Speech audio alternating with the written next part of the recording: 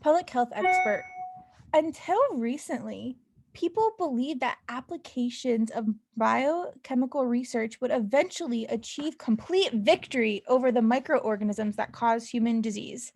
All right, so this is going to be kind of like background information / opinion of others.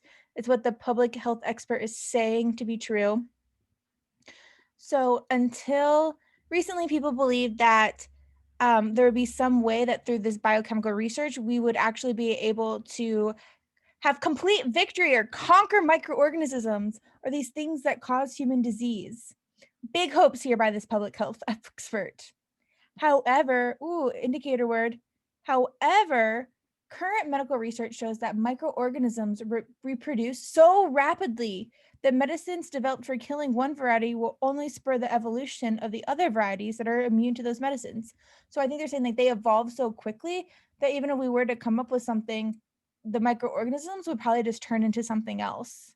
Or like they would just evolve and then come back. Like we could never actually be completely ahead of it.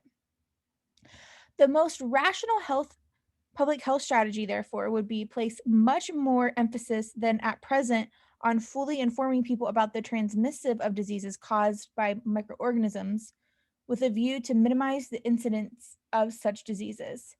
All right, so we do have another indicator word in here, therefore, but we do then sense what the public health expert is trying to claim or convince us to do or convince us of, and that is that the most rational public health strategy would place much more emphasis than at present on fully informing people about the transmission of diseases caused by microorganisms with a view to minimize the incidence of such disease.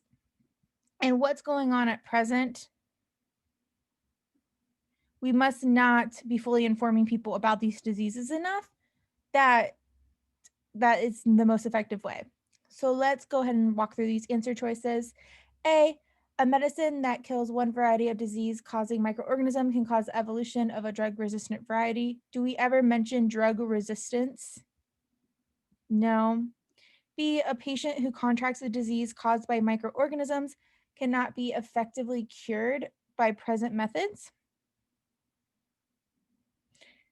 Well, I don't think it's that we can't be effectively cured. That's not what we're saying. We're just saying like the most effectively way to prevent such things to happen. C, there is good reason to make a particular change to public health policy. Okay, I'll leave this one open for now because I guess like the change it would be to focus more on this than we are currently at present. D, no one who is fully informed about the disease caused by microorganisms will ever fall victim. This is way too strong. Do we ever say that, no, if you're informed, you're never going to get sick? No, definitely not.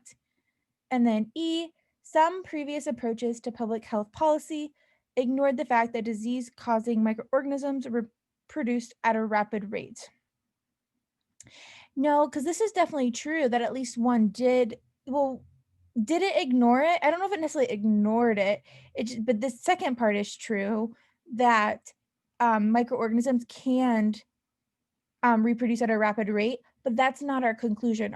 We use that information to then the public health expert uses that fact to justify his or her conclusion, which is this part here, which is what the most rational policy would be or should be, because they do rapidly reproduce at such a rapid rate.